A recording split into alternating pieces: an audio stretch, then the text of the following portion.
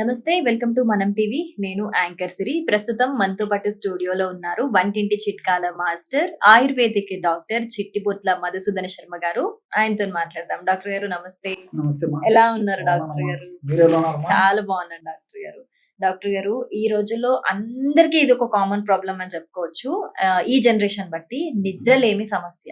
అసలు ఈ టైమింగ్ వల్ల కావచ్చు, లేకపోతే ఒక స్క్రీన్ టైం వల్ల కావచ్చు, నిద్ర పట్టదు. పట్టినా తొందరగా మెలకువ వచ్చేస్తుంది. ఎర్లీ మార్నింగ్స్ లేవము. ఈ ఒక ప్రాబ్లం అనేది చాలా మేజర్ అయిపోయింది అందరికి. అసలు ఈ ప్రాబ్లమ్ కి సొల్యూషన్ ఏంటి అంటారు? అసలు ఈ నిద్రలేమి సమస్యకు గల కారణాలు ఏంటండి? దేని వల్ల వస్తుంది ఇది? నిద్ర భగవంతుడు ఇచ్చిన వరం అమ్మా. అవునా? నిజంగా ఇది ఒక ఆధ్యాత్మిక పరంగా చెప్పుకుంటే ఎంతో పుణ్యం చేసుకుంటే గానీ కంటిన్యూ నిద్ర వచ్చే పరిస్థితి లేదు ఈ రోజుల్లో. అవును. సో కంటి నిండా నిద్రపోతే ఒంటి నిండా ఆరోగ్యం అని చెప్పేసి మన పెద్దలు అవును. చెప్తుంటారు. అవును. సో ఈ రోజుల్లో మరి కంటి నిండా నిద్రపోయేటువంటి వాళ్ళను మనం వేళ్ల మీద లెక్క పెట్టడం కూడా కష్టమేమో అని అనిపిస్తున్నాం. నిజమే డాక్టర్ గారు. సో చిన్న పిల్లల నుంచి పెద్దల వరకు కామన్ ప్రాబ్లం. ఎప్పుడైతే సఫిషియెంట్ నిద్ర మనం పోలేకపోతామో ఉమ్, దాని యొక్క ప్రభావము దేహం మీద అంటే బాడీ మీద మనసు మీద ఉంటుందమ్మా. ఉమ్, సో దేహానికి సంబంధించినటువంటి ఇబ్బందులు జబ్బులు వచ్చేటువంటి పరిస్థితి ఏర్పడుతుంది. అదేవిధంగా మనసుకు సంబంధించినటువంటి బ్రెయిన్కి సంబంధించినటువంటి మైండ్కి సంబంధించినటువంటి జబ్బులు వస్తుంటాయి. ఉమ్, సో నిద్రలేం వల్లనే వెయిట్ వచ్చేటువంటి పరిస్థితి ఏర్పడుతుంది. షుగర్ రావచ్చు, హార్మోనల్ ఇంబ్యాలెన్సెస్ రావచ్చు, ఉమ్. అనేక రకాల జబ్బులమ్మా. తర్వాత కాన్స్టిపేషన్ ప్రాబ్లం రావచ్చు, అవును. ఇవి వస్తుంటాయి. ఉమ్. దీంతో పాటు బీపీ రావచ్చు, ఇలాంటివి అనేకమ్మా.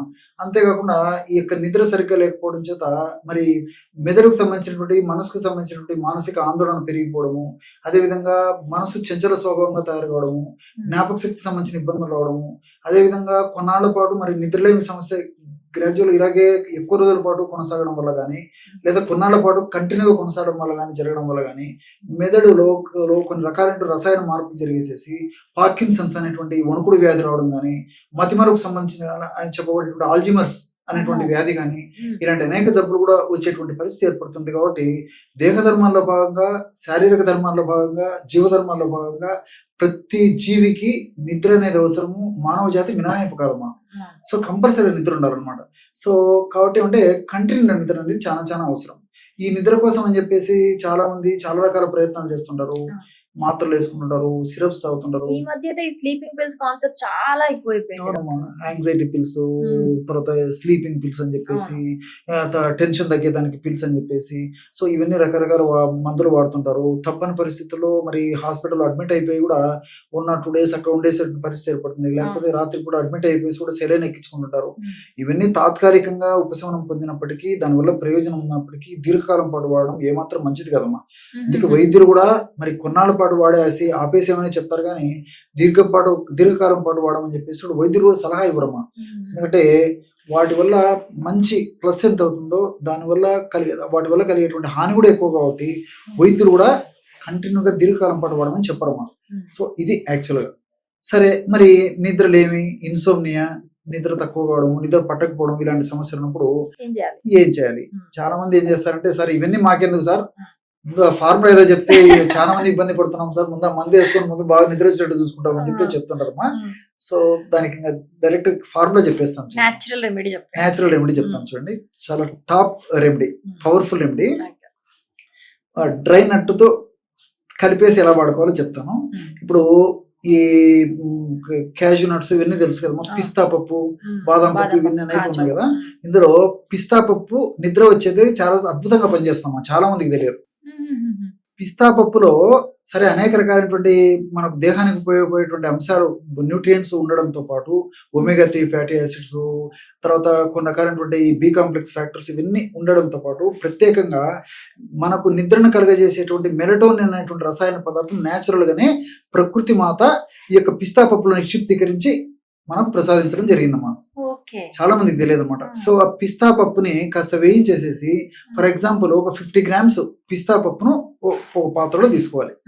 అదేవిధంగా రెండవ పదార్థంగా దాల్చిన చెక్కలో ఉన్నటువంటి కొన్ని రకరకాల రసాయన పదార్థాలు కూడా ఈ సినమాల్డిహైడ్, సిసమిక్ యాసిడ్ ఇవన్నీ కూడా నిద్రను కలుగజేసేందుకు చాలా చక్కగా ఉపయోగపడతాయమ్మా.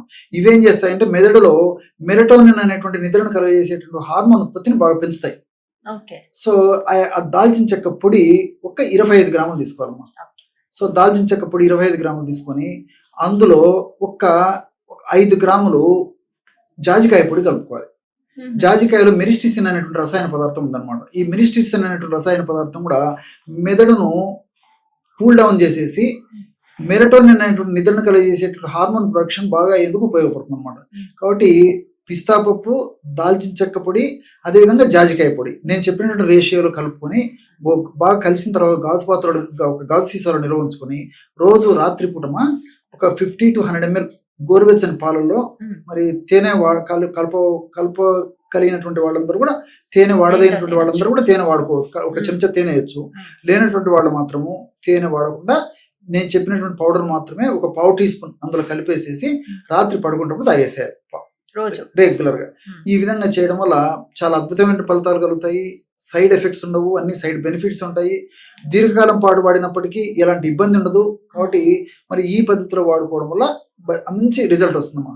మరి సార్ ఇంత ఉపద్ఘాతం చెప్పాడు దీని గురించి అని చెప్పేసి ఎక్కువ మంది, ఎందుకంటే నేను అవన్నీ ఫీడ్బ్యాక్ కూడా ఇన్ని ఏంటని చూస్తుంటా కదమ్మా. ఏదో 2 రోజులు వాడతారు, 3 రోజులు వాడతారు, 4 రోజులు వాడతారు. సార్ మరి ఇన్ని చెప్పాడు కదా, మాకేమంత ఆశించిన రిజల్ట్ రాలేదని చెప్పేసి కూడా చెప్తుంటారమ్మా. కాబట్టి బాడీలో బయలాజికల్ క్లాక్ అనేది ఉంటుందమ్మా. సో ఏదో ఇంగ్లీష్ మందులాగా తీసుకున్నటువంటి వెంటనే రిజల్ట్ వచ్చేటువంటి పద్ధతిలో ఆయుర్వేద మందులు చాలా తక్కువమ్మా, ఎస్పెషల్లీ ఇలాంటి ప్రాబ్లమ్స్. సో బాడీలో సహజంగానే ఇలాంటి ఉత్పత్తి కావాలి కాబట్టి శరీర తత్వాన్ని బట్టి కొంతమందికి వారం రోజులు, 10 రోజులు, 15 రోజులు ఇలా శరీర తత్వాన్ని బట్టి వాళ్ళ యొక్క సమస్య యొక్క ఉధృతిని బట్టి రిజల్ట్స్ ఆధారపడి ఉంటాయి. కన్సిస్టెన్సీ ఉండాలి, ఓపిక తీసుకోవాలమ్మా. సో మనకు ఒక్క రోజులో ఈ సమస్య రాలేదు, కొన్ని రోజుల నుంచి ఈ సమస్య వచ్చింది. కాబట్టి ఈ విధంగా వాడుకోవడం వల్ల క్రమక్రమంగా ఎక్కడైతే బాడీలో రాంగ్ డైరెక్షన్ జరిగేసేసి ప్రాబ్లం వచ్చిందో దాన్ని రెక్టిఫై చేసడానికి మనం టైం ఇవ్వాలి. కాబట్టి ఆ టైం టేకింగ్ ప్రాసెస్ ఇదంతా. కాబట్టి అప్పుడు ఈ రెక్టిఫికేషన్ జరిగేసేసి న్యాచురల్ గానే మెదడులో ఆ నిద్రను కలిగజేసేటువంటి హార్మోన్స్ ఉత్పత్తి అయ్యి మందు కొన్నాళ్ళు వాడి ఆపేసినప్పటికీ న్యాచురల్ గా నేను ప్రొడ్యూస్ అయిపోయి సర్వసాధారణంగా పడుకున్న వెంటనే నిద్ర వచ్చేటువంటి పరిస్థితి ఏర్పడుతుందమ్మా. సూపర్ డాక్టర్ గారు, చాలా బాగా ఎక్స్ప్లెయిన్ చేశారు. Thank you. ఓకే.